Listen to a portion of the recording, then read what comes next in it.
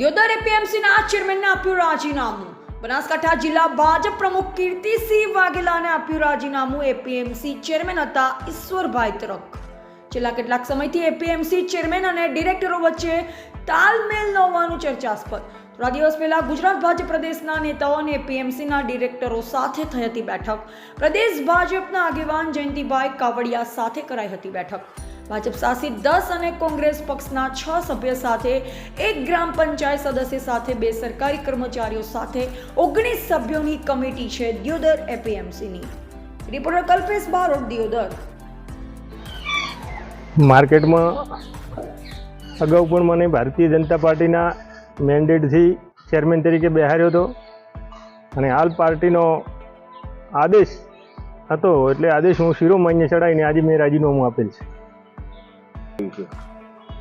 જિલ્લા પ્રમુખ આદરણીય કીર્તિસિંહ વાઘેલાને સૂચનાથી મને હતો એટલે મેં તેમને રાજીનામું રજૂ કર્યું છે. કોઈ સંકલનનો અભાવ નથી. પાર્ટીએ આપણને મેન્ડેટ આપીને બેહાર્યા હતા અને પાર્ટીએ જ આપણને સૂચના આપી. પાર્ટી મારા માટે શિરોમાન્ય છે.